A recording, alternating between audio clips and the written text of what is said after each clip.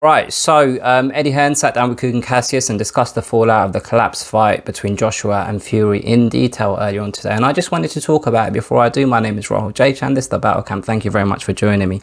All right, so when the news broke last week that the fight had fallen through because of this arbitration and the ruling going in the favour of Deontay Wilder, I did see a couple of people sharing conspiracy theories online, be it on Twitter or YouTube, talking about how Bob Arum had got one over on Eddie Hearn again, talking about how Bob Arum had Eddie Hearn's pants down again.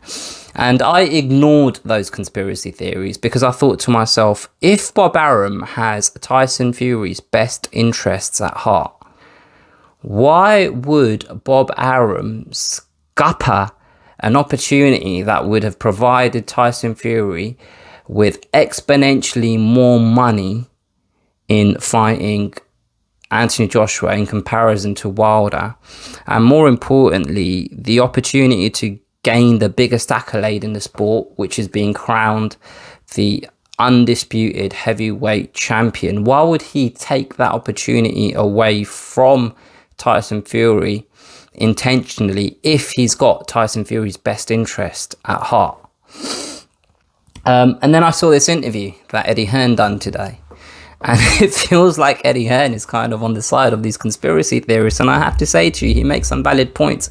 He makes a strong argument because there's a couple of things that he said that really got me thinking. The first thing he mentioned is he believes that Tyson Fury's team had until December to walk away from this contract or this agreement that they had with Wilder for this third fight. Now, Kugan Cassius didn't really press Eddie Hearn on that matter, and I would have liked him to have done that, because I don't understand what clause would have allowed them to walk away up until December, but then after December they couldn't walk away. And that's something that I want to explore more. I want to understand exactly what he meant by that. So hopefully someone will ask him that question in the coming days. Another thing that Eddie Hearn kind of mentioned, he's been saying this throughout the negotiations between his side, Anthony Joshua's management, and Tyson Fury and all his managers and everything like that. He's always been kind of saying, why are they so negative? Like, I'm the one doing all the legwork here, and all they do is try and throw up kind of barriers to stop the fight from happening. And you did get that impression from time to time from Bob Arum, from Frank Warren. And I just kind of felt like it was bitterness from their point of view, because it was Eddie Hearn that was kind of in the limelight. It was Eddie Hearn that was in the driving seat. And I feel like a lot of these promoters are massive control freaks. And I felt like it didn't sit well with them that they weren't the ones controlling this whole situation, right?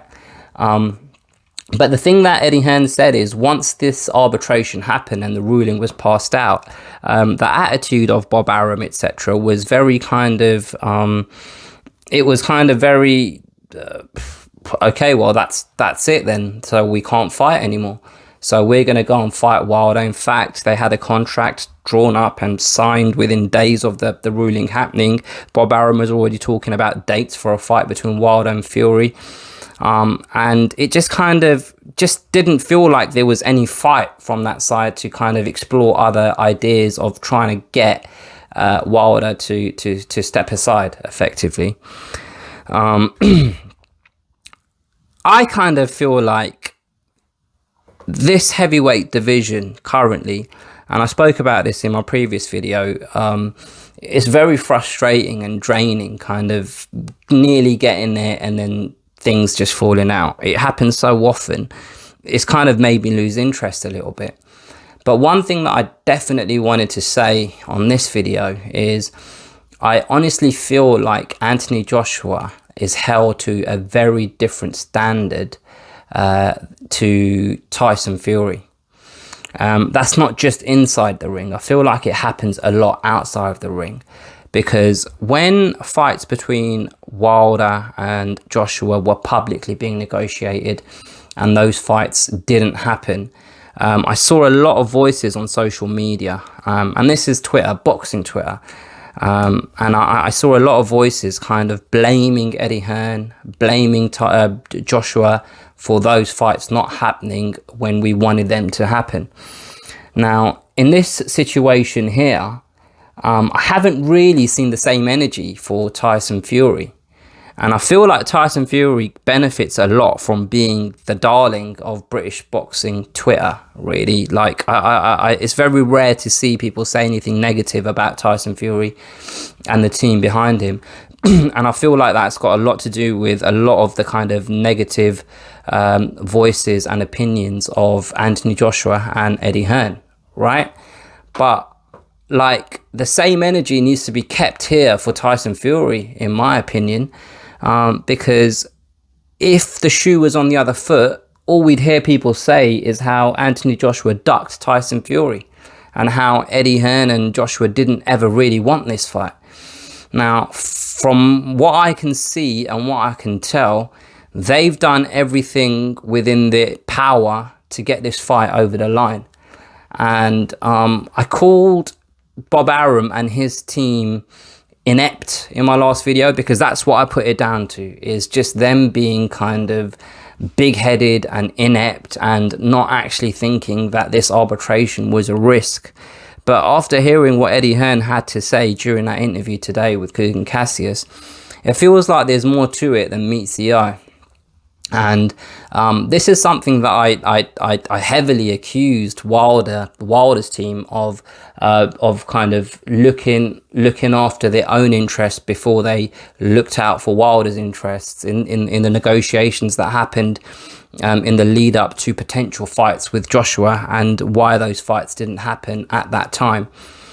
And it just feels like Groundhog Day, because it feels like it's the same situation with a different fighter, and it feels like Tyson Fury has multiple promoters. He's got a management team behind him in MTK Global, and I just don't understand how we've ended up here again. Do you know what I mean? It doesn't make sense. I still struggle to understand how you can have an arbitration, how you can have this event, right? You can have this event planned in August, but you've got this arbitration happening in May that might have an impact on this event in August. So you've got to jump over this hurdle first before you get to this bit here. But why was the hurdle downplayed so much by people that are involved? Why did everyone always, like, whenever questioned about it in interviews, and I'm talking about Frank Warren, Bob Arum, Tyson Fury, whenever that arbitration was brought up by Boxing Social and IFL TV, and they did it time and time again, it was just, it doesn't really matter. Oh, no, it's okay. He hasn't legally got a leg to stand on. That will be a piece of cake. That's a walk in the park. But it isn't, and it wasn't. And it ultimately cost us, the fans, from being able to watch that fight in August. And like, Tyson Fury very rarely does in-depth, drawn-out, long interviews with online kind of entities, apart from Michelle Joy Phelps and IFL TV. And I know IFL TV are affiliated with MTK Global the same way Tyson Fury is, but like, the way Kugan Cassius kind of feels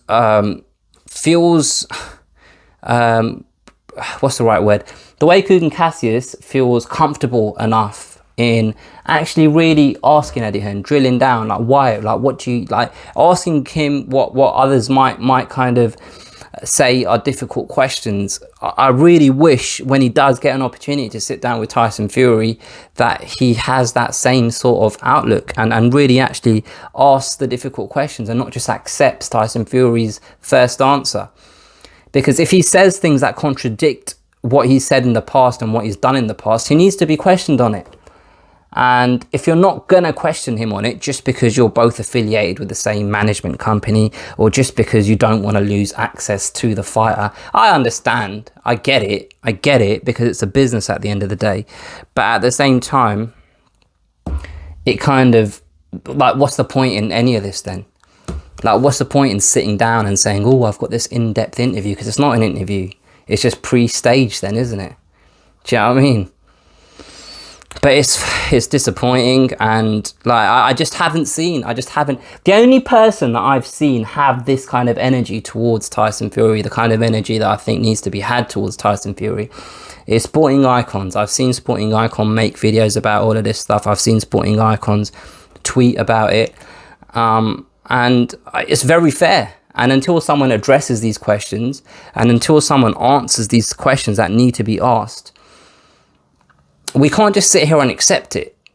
We just can't continually just keep having the wool pulled over our eyes and have different levels of what's the right way of saying this? Have a different criteria for different people because we like some better than others. Do you know what I mean? So if Eddie Hearn puts a slight foot wrong, we're all over him on Twitter. Oh, what a shit pay-per-view, Hearn. What you doing, Hearn? Oh, Hearn, mate, that's a load of bollocks, Hearn. No, we don't want to see this fight. That's not a pay-per-view, Hearn. But for me, this is on par with the stuff that Eddie Hearn's done in the past. So I want to see people talking to Bob Arum the same way. I want to see people talking to Tyson Fury the same way, and Frank Warren the same way, and MTK Global the same way. But I don't see it happening because it just feels like the people that are very vocal on social media, I'm not going to sit here and say, oh, they've got an agenda, but it's cool to not like people that are successful. And I don't know whether that's just in this country or just generally in the sport, but it's cool not to like Eddie Hearn. It's cool not to like Joshua. It's cool to root for the underdog. I get it. But you have to have the same criteria to assess someone's behavior or to make a judgment on how someone's carried themselves throughout a situation. And if you're not going to do that, then the onus is on you yourself, in my opinion. But yeah, that's kind of all I wanted to say about that. Let me know what you guys think about the stuff that I've raised. Have a watch of that Eddie Hearn interview and come back and let me know what you guys think. If I've missed something important or whatever, if you've seen something that Bob Arum or Tyson Fury have said since all of this has happened and I've missed it, and you think that'll help explain some of the stuff that I've said or negate some of the stuff that I said, feel free to put that here, because I'm not claiming to be this all-seeing, all-knowing entity. I just have seen what I've seen and I've made my opinion off the stuff that I've seen. But I'm very open to being corrected if I'm incorrect in any way. So yeah, please feel free to share your comments below. If you've liked it, like the video, share this with a friend if you've enjoyed it as well. Subscribe to the channel if you haven't already. All of that stuff. I'll catch you guys next time.